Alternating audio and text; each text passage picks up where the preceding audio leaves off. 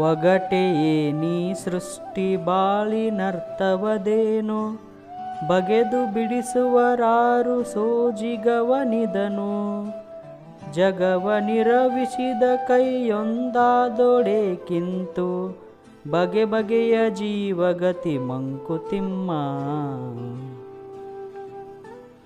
ವೀಕ್ಷಕರೇ, ಇದರ ಭಾವಾರ್ಥ ಹೀಗಿದೆ.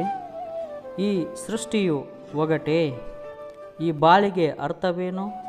ಆದರೆ ಈ ಒಗಟನ್ನು ಬಿಡಿಸುವವರು ಯಾರು? ಈ ಜಗತ್ತನ್ನು ಸೃಷ್ಟಿ ಮಾಡಿದ ಕೈ ಒಂದೇ ಆದರೆ ಸೃಷ್ಟಿಯಲ್ಲಿ ಸಮಾನತೆ ಏಕಿಲ್ಲ? ಬೇರೆ ಬೇರೆಯಾದ ಜೀವಗತಿ ಏಕೆ ಎನ್ನುವ ಪ್ರಶ್ನೆಗಳನ್ನು ತಮಗೆ ತಾವೇ ಕೇಳಿಕೊಳ್ಳುವ ರೀತಿಯಲ್ಲಿ ಶ್ರೀ ಗುಂಡಪ್ಪನವರು ನಮ್ಮೆಲ್ಲರ ಮುಂದೆ ಈ ಕಗ್ಗದ ರೂಪದಲ್ಲಿ ಇಟ್ಟಿದ್ದಾರೆ. ವೀಕ್ಷಕರೇ,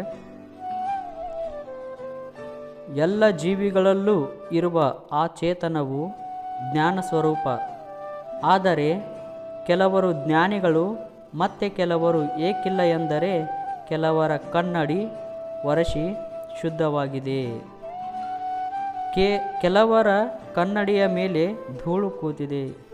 ಧೂಳನ್ನು ಒರೆಸಿದರೆ ಅದು ಸಹ ಪ್ರಕಾಶಿಸುತ್ತಾ ಶುದ್ಧ ಬಿಂಬವನ್ನು ಪ್ರತಿಫಲಿಸುತ್ತದೆ. ಆದರೂ ಏನಿದು ಪ್ರಪಂಚ ಎಂಬ ಪ್ರಶ್ನೆ ಮತ್ತು ಅರ್ಥವೇ ಆಗುವುದಿಲ್ಲವಲ್ಲ, ಅಥವಾ ನಮಗೆ ಅರ್ಥವಾಗಿರುವುದು ಪೂರ್ಣವಲ್ಲ ಎಂಬ ಭಾವ ಎಲ್ಲರಿಗೂ ಬರುತ್ತದೆ.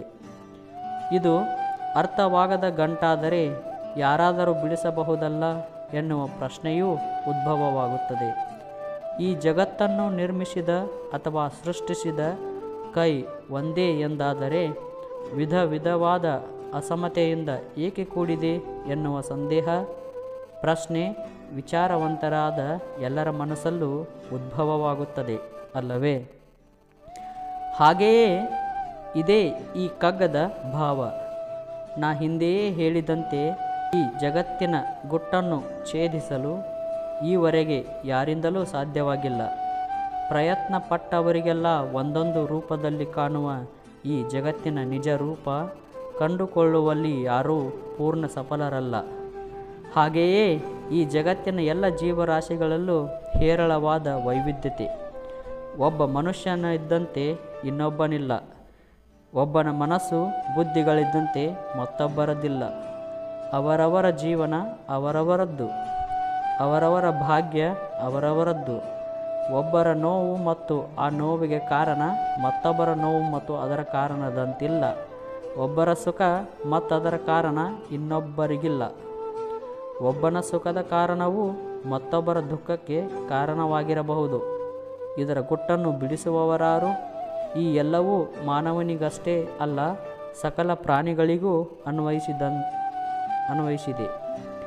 ನಮ್ಮ ಮನೆಯ ಬೀದಿಯಲ್ಲಿ ಒಂದು ಮುದಿನಾಯಿ ಹೊತ್ತಿನ ಊಟಕ್ಕೆ ಹೋರಾಡುವಾಗ ಹಾಕಿದ್ದ ಯಾವುದನ್ನೂ ತಿನ್ನಲಾಗದೆ ಮುದಿತನ, ಸಾವು, ಬದುಕುಗಳ ಮಧ್ಯದಲ್ಲಿ ನರಳುವಾಗ, ಅಥವಾ ಬಹಳ ದಿನಗಳಿಂದ ಬೆಳೆದು ಹೆಮ್ಮರವಾಗಿ ಎಲ್ಲರಿಗೂ ನೆರಳನ್ನು, ಪ್ರಾಣಿ ಪಕ್ಷಿಗಳಿಗೆ ಆಹಾರವನ್ನು, ಆಶ್ರಯವನ್ನು ನೀಡಿದ ಒಂದು ಮರವನ್ನು ಯಾವುದೋ ಕಾರಣಕ್ಕೆ ಕಡಿದಾಗಲೂ, ಹೇ ಪರಮಾತ್ಮ, ಏನಿದು ಈ ಜೀವಿಯ ಅವಸ್ಥೆ ಎಂದು ನನ್ನ ಮನಸ್ಸು ಕರಗುತ್ತದೆ.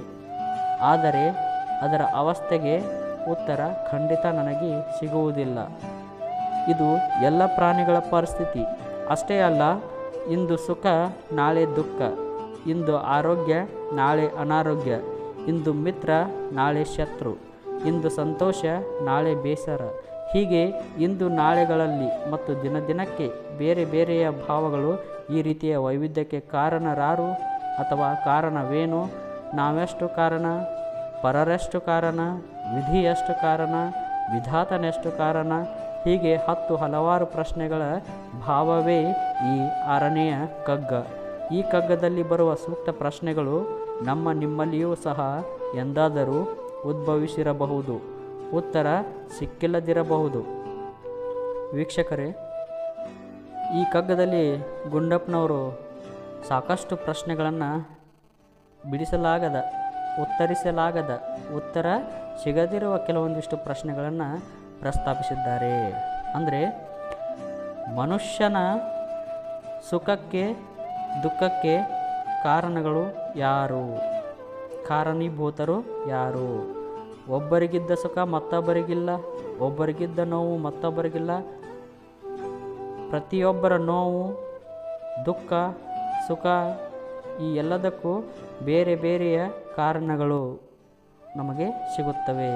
ಹೀಗಾಗಿ ಒಂದು ಕಾರಣಕ್ಕೆ ಒಬ್ಬರು ಅಳುವುದಾದರೆ ಮತ್ತೊಂದು ಕಾರಣಕ್ಕೆ ಮತ್ತೊಬ್ಬರು ಅಳುತ್ತಿರ್ತಾರೆ. ಹೀಗೆ ಅವರವರ ಕಾರಣಕ್ಕೆ ಅವರವರು ಸುಖವನ್ನು, ಅವರವರ ಕಾರಣಕ್ಕೆ ದುಃಖವನ್ನು ಪಡಿತಾ ಇದ್ದಾರೆ. ಹಾಗಾದರೆ ಈ ಸುಖ ದುಃಖಗಳಿಗೆ ನಾವೆಷ್ಟು ಕಾರಣ, ಪರರೆಷ್ಟು ಕಾರಣ, ವಿಧಿ ಎಷ್ಟು ಕಾರಣ, ವಿಧಾತನೆಷ್ಟು ಕಾರಣ? ಹೀಗೆ ಪ್ರಶ್ನೆಗಳನ್ನು ಗುಂಡಪ್ಪನವರು ನಮ್ಮೆಲ್ಲರ ಮುಂದೆ ಇಟ್ಟಿದ್ದಾರೆ. ಇಂತಹ ಪ್ರಶ್ನೆಗಳು ನಮ್ಮ ಮನಸ್ಸಿನಲ್ಲಿ ಕೂಡ ಆವಾಗ ಮೂಡುವುದು ಖಚಿತ. ಆದರೆ ಇದಕ್ಕೆ ಉತ್ತರ ಮಾತ್ರ ನಮಗೆ ಎಲ್ಲಿಯೂ ಸಿಗುವುದಿಲ್ಲ ಎನ್ನುವುದೇ ಈ 6ನೇ ಕಗ್ಗದ ಅರ್ಥ.